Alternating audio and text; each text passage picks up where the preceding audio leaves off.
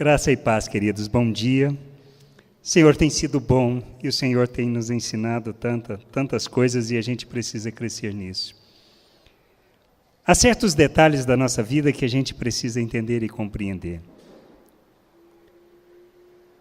Deus tem nos conduzido nesse processo de amadurecimento e de compreensão do querer dEle. E a gente precisa entender isso e fazer. Parte do que a gente vai estar comentando, trazendo aqui hoje, é isso pouco que o Ari comentou. Acerca de exatamente a gente entender o nosso papel, o nosso trabalho. Porque a gente precisa entender alguns detalhes. E precisamos fazer isso com empenho. Mas para a gente fazer com empenho, a gente precisa de entendimento. E isso não é obra do acaso. Não é por acaso que a gente se empenha naquilo que nós temos que fazer. Mas exatamente o que é que nós temos que fazer? Qual é o nosso trabalho? Quando nós lemos lá em João 5,17, Jesus fala assim: meu Pai trabalha até agora, e eu trabalho também. Mas qual foi o trabalho de Deus? Qual é o trabalho de Cristo? E qual é o nosso trabalho? Isso que a gente precisa entender, porque se não entendermos, nós vamos vagar de um lado para outro, fazendo ações e atitudes, tomando as atitudes que nem sempre vai traduzir aquilo que seja a vontade de Deus e o trabalho de Deus. E nós nem sempre vamos fazer com o empenho que a gente precisa. Muitas vezes nos tornamos cheios de empenho num aspecto religioso e não naquilo que Deus deseja que nós façamos e sejamos neste mundo. Quando a gente olha isso, a gente precisa pensar acerca disso. Por que Jesus falou isso? E Rafa comentou a semana passada acerca do trabalho, do compromisso, de assumir o compromisso, de entender o compromisso. E qual é o nosso trabalho? E como a gente encara o nosso trabalho no mundo? E quando a gente fala de trabalho, nós normalmente segregamos. O aspecto do reino de Deus e o aspecto do que eu faço secular. E é isso? Não, não é isso. Que nós precisamos entender que não existe isso para nós. Não existe trabalho secular e não existe o trabalho do reino de Deus. Existe a nossa vida vivendo o reino de Deus. E vivendo o reino de Deus, nós fazemos o trabalho que Deus deseja que nós façamos. E é isso que nós precisamos entender e compreender, e aí sim nos empenharmos de maneira a fazermos da maneira que agrade ao Pai, que o revele, que manifeste. Como essa canção que cantamos, ou seja, que brilhe a sua luz em nós. Qual é o nosso propósito? O que Jesus fez? Ele não veio para revelar o Pai. Todo o plano e todo o trabalho de Deus foi, no fundo, para manifestar o seu mistério e revelar o mistério Cristo Jesus ao mundo. Fazer Ele conhecido, trazer a salvação, a reconciliação, fazer uma família e construir uma família. Este é o propósito de Deus, e Ele trabalha acerca disso, e todo o empenho dele é relacionado a isso. O que Cristo fez? Veio revelar o Pai, veio tornar esse Deus que estava distante em alguém próximo, visível. Tanto que ele responde e fala para os seus apóstolos, para Filipe, que quem o via o próprio Pai. Em outra ocasião, ele fala que quem nos recebesse estaria recebendo ele, e quem o recebesse estaria recebendo o Pai. O que nós precisamos entender? Que este é o nosso trabalho. Não existe outra coisa. Por isso que a gente precisa entender o que significa alguns aspectos daquilo que é a nossa missão e o nosso trabalho neste mundo. Lá em Mateus 28, 19 e 20, é a grande comissão. Fala acerca do quê? Fala acerca de ide. 28, 19 e 20 fala o quê? Ide, portanto, fazei discípulos de todas as nações, batizando-os em nome do Pai e do Filho e do Espírito Santo, ensinando-os a guardar todas as coisas que vos tenho ordenado. E eis que estou convosco todos os dias até a consumação do século. O que nós entendemos esse ide é mais no sentido de um comando de ir, mas nós não compreendemos que na realidade, nos originais, quer dizer indo, e não para ir, mas indo, você deve fazer isso. Ou seja, vivendo neste mundo, você deve fazer essas coisas, fazer discípulo, ensinar a eles como viver o reino, como viver a vontade de Deus, para que eles possam fazer o mesmo. Não é esse o aspecto do tema deste ano? Paulo vira para Timóteo e fala que aquilo que ele aprendeu, que ele deve transmitir a homens fiéis, ou seja, ensiná-los a viver da mesma maneira, para que eles, aprendendo, possam ensinar outros a viver da mesma maneira. Então, o que é o ID? O ID é, na realidade, no nosso dia a dia, no nosso viver, a gente vá caminhando e fazendo aquilo que é a vontade do Pai. E uma das coisas que nós temos que fazer é ensinar acerca do reino. Mas como eu posso ensinar acerca do reino? Aí eu preciso lembrar do quê? Do meu chamado. Nós somos chamados para quê? Para sermos santos. Se somos chamados para sermos santos, qual é o propósito disso? Para revelarmos o nosso Deus ao mundo. Nós não temos outro propósito neste mundo. Nós não estamos aqui para fazer religiosos. Nós não estamos aqui para converter ninguém para uma religião chamada cristianismo. Nós estamos aqui para revelar Deus ao mundo, sendo santo, santificando o procedimento. Para quê? Por que nós temos que santificar o procedimento, que é uma coisa que Paulo nos fala? Para que a gente possa revelar Deus ao mundo. E é isso que nós precisamos entender, que o nosso propósito, o nosso trabalho é fazer o Pai conhecido. E qual é esse propósito? De que maneira a gente faz isso? É vindo às nossas reuniões? É cantando louvores a Deus? Não é. Isso é parte de um processo, de uma vida em família, porque existe coisa mais gostosa do que estar junto. Vir nos domingos porque estou com saudade, porque eu quero encontrar meus irmãos, porque eu quero ter aquele tempo de comunhão, porque eu quero cantar junto com eles, quero aprender acerca da vontade de Deus para que eu possa viver essa vontade. No dia a dia, vivendo em comunhão, andando e revelando o reino de Deus. É essa a vontade de Deus para as nossas vidas, que a gente revele o seu reino. O nosso trabalho é revelar o reino de Deus, fazer o reino de Deus visível neste mundo, tá, no meio das trevas. Por isso que Jesus disse que as portas do inferno não prevaleceriam contra a igreja. Na realidade, a igreja tem este papel, este propósito, a sua família, de revelar ele ao mundo, de resgatar as pessoas. Por isso, quando nós lemos lá em Lucas 4, 18 e 19, que diz assim, Jesus, logo no início do seu ministério, fala sobre isso. Ele diz assim, o Espírito do Senhor está sobre mim, pelo que me ungiu para evangelizar os pobres, enviou-me para proclamar libertação aos cativos, restauração da vista aos cegos, e para pôr em liberdade os oprimidos e a pregar o ano aceitável do Senhor. Por que Cristo veio? Evangelizar os pobres, ou seja, anunciar as boas novas aos pobres. Que pobres são esses? Aos miseráveis, em termos de reconhecer que são carentes, pobres, miseráveis com relação a Deus. Jesus, logo no Sermão da Montanha, começa falando o quê? Bem-aventurados os pobres de espíritos, porque deles é o reino de Deus. O que são pobres de espírito? São aqueles que reconhecem a sua miserabilidade diante de Deus. Não existe nada de bom que a gente possa oferecer ao Pai. Mas quando eu reconheço isso, eu vejo na graça justamente a vida que Ele tem e que quer nos conceder. E nós nos submetemos à sua vontade. Por isso Ele fala evangelizar, Ele fala proclamar a libertação, ou seja, trazer a libertação às pessoas, restaurar a vista e pôr em liberdade. Parece que não faz sentido, mas não adianta eu proclamar a libertação se não há um entendimento, por isso a restauração das vistas.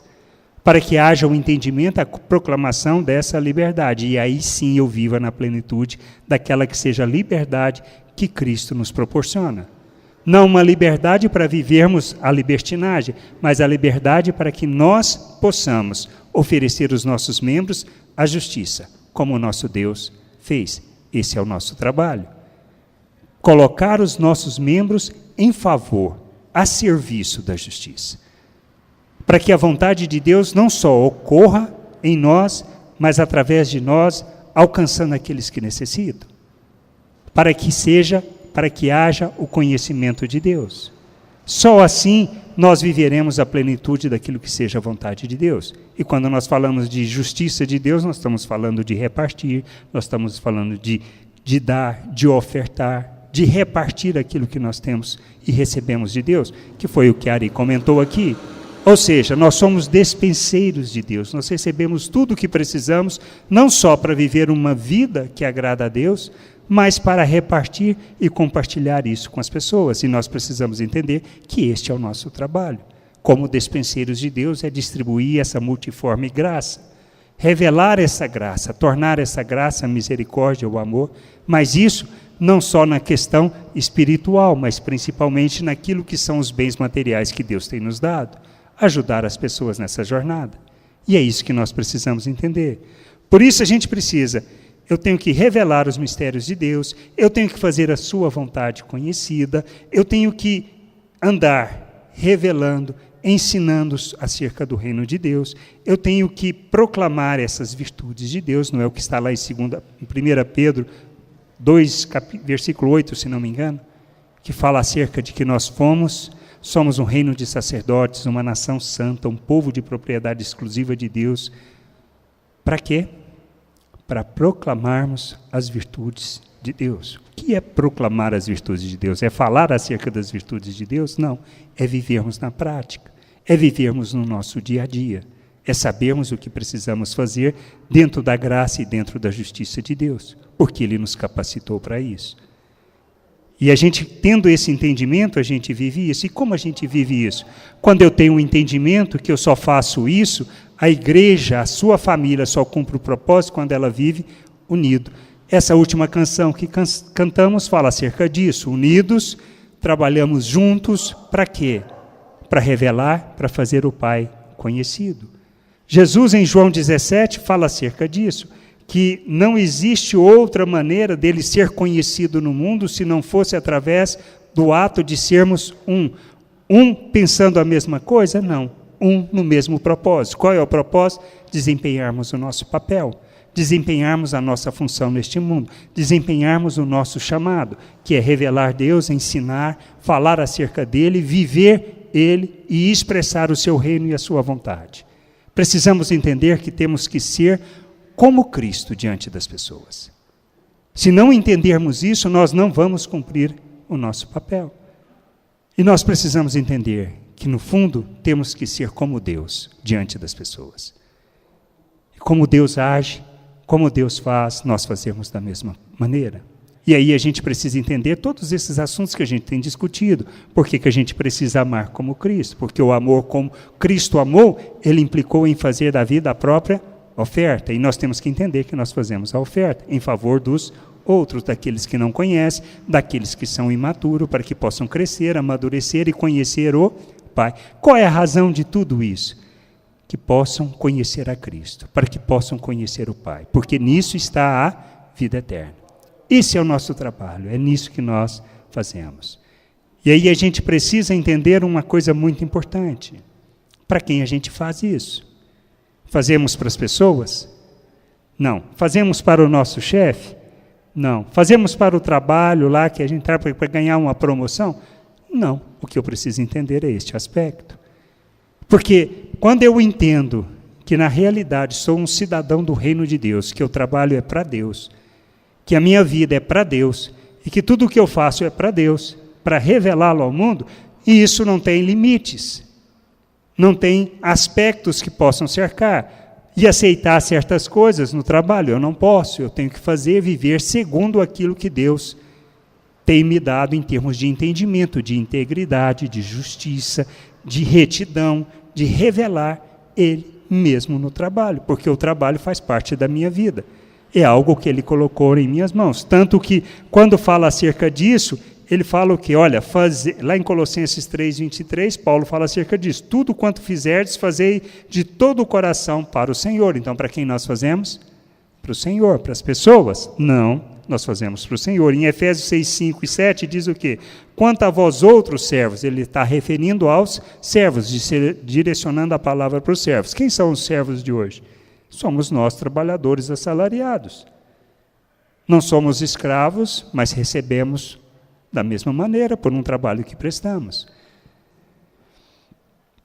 obedecei o vosso Senhor segundo a carne com temor e tremor, na sinceridade do vosso coração, como a Cristo, não servindo à vista como para agradar a homens, mas como servos de Cristo, fazendo de coração a vontade de Deus, servindo de boa vontade, como ao Senhor e não como a homens. Ou seja, nós não servimos homens, prestamos serviços para homens. Com que propósito?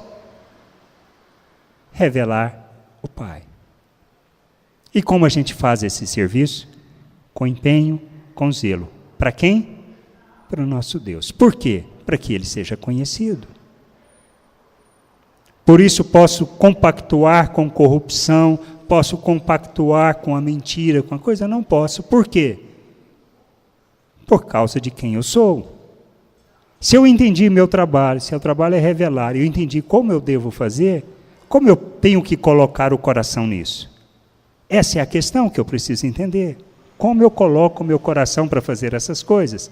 E se eu entender isso, eu vou entender que tudo se trata de uma só coisa. E é importante entendermos dois aspectos.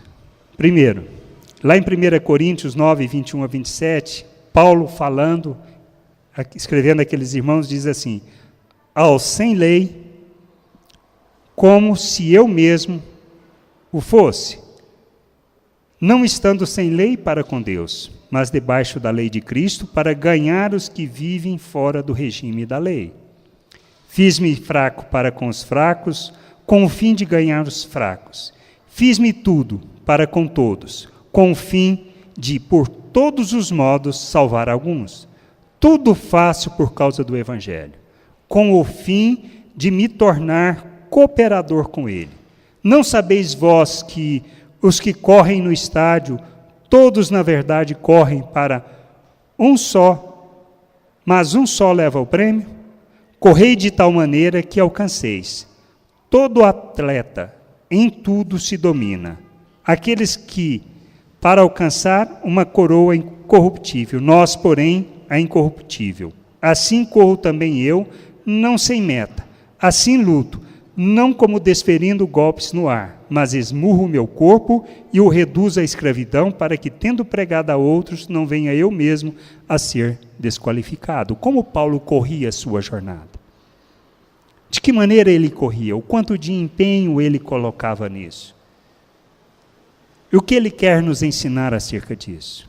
Que a gente deve fazer do mesmo jeito.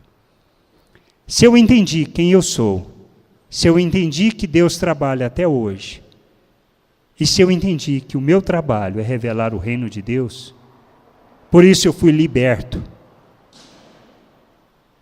do poder e do domínio do pecado. Já não sou escravo do pecado, mas agora servos da justiça.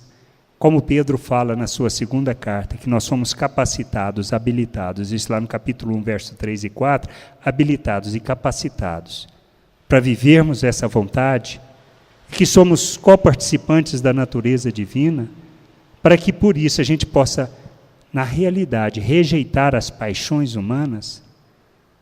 A gente precisa correr, santificar o procedimento, entender que nós temos que revelar o Pai, mas correr dessa maneira. De qualquer jeito? Não. Tendo uma meta. Qual é a meta? Alcançar a plenitude de Cristo. Porque se alcançarmos isso e corremos, mantendo os olhos nisso, que a nossa vida é para revelarmos o Senhor ao mundo, que nós somos pedras vivas deste templo que Deus está construindo, cujo propósito é um só, ser a sua habitação e ser a expressão dele neste mundo. E como nós estudamos esses dias, na realidade, eu preciso ofertar a minha vida em favor do outro. Não se trata do quanto eu conheço, não se trata do quanto eu entendo, mas do quanto eu sou maduro para ajudá-lo a fazer essa jornada. Assim como Cristo fez conosco. Ele morreu por nós, sendo nós pecadores. Ele caminhou 3 anos com aquelas pessoas e todos o abandonaram, e um traiu. Isso vai fazer de nós pessoas diferentes, porque seremos traídos? Não, isso que nós precisamos entender. As pessoas vão nos trair o tempo todo, assim como nós vamos trair as pessoas. Mas nós precisamos entender que não é por causa disso que nós deixamos a nossa jornada, o nosso papel e a nossa responsabilidade neste mundo. Precisamos fazer isso com empenho. De qualquer maneira, não. Sabendo que eu tenho que santificar o procedimento, sabendo que eu tenho que revelar Deus, entendendo que o propósito da minha vida é revelar o Pai neste mundo. E isso sozinho? Não, porque não existe vida de igreja sozinho. Eu não sou igreja. Eu sou uma pedra dessa construção de Deus. Igreja é ajuntamento, é família. E nós precisamos nos empenhar nisso, crescer, amadurecer, para revelarmos quem o Pai ao mundo. Em ação, principalmente. Porque só vão conhecer a Deus o dia que nós revelarmos Deus através das nossas ações, não de nossas palavras. Palavras, nós estamos só simplesmente sendo religiosos. E Jesus não veio fundar uma religião, ele veio ensinar acerca do Pai para que aprendêssemos e assim ensinássemos outros. Assim como ele disse, o que eu recebi do meu Pai, isso eu passo a vocês. A mesma missão, o mesmo propósito, fazer ele conhecido no mundo. E a gente precisa entender que a gente precisa fazer com empenho, com dedicação. E a gente faz isso onde? No nosso serviço, no nosso dia a dia, na forma de andar na rua, na maneira de responder e atuar junto com as pessoas nas mídias sociais, como nós reportamos, como nós falamos, o que nós falamos, isso a gente precisa entender, para que a gente possa crescer e amadurecer, amém? Que a gente possa entender isso, crescer, amadurecer e conhecer a vontade do Pai. Vamos ter uma palavra de oração e a gente vai partir para a ceia, atendendo o pedido dos irmãos. Baixe a sua cabeça. Pai, nós te agradecemos por toda a tua bondade, todo o teu amor, por todo o teu cuidado, por tudo que o Senhor tem feito e ensinado no Senhor. Queremos crescer, amadurecer e revelar teu reino neste mundo. Por isso nos conduza, Senhor. Nos conduza na graça e no entendimento, Senhor. Ilumina o nosso entendimento para que a gente possa fazer a caminhada segundo a tua vontade, segundo o teu querer, não segundo os nossos desejos, nossos sonhos, e nem nossa vontade, nem nossa religiosidade. Ensina-nos, Senhor, a viver teu propósito, vivermos a plenitude da liberdade, para que a gente possa ofertar os nossos membros como uma oferta, como verdadeiro culto que te agrada. Nós te agradecemos por tudo, em nome de Jesus, agradecemos por tua obra na cruz, em nosso favor, e nós vamos celebrar a ceia, lembrando, Senhor, de tudo que o Senhor fez por nós, porque sabemos que essa é a sua vontade. Te agradecemos em nome de Jesus. Amém.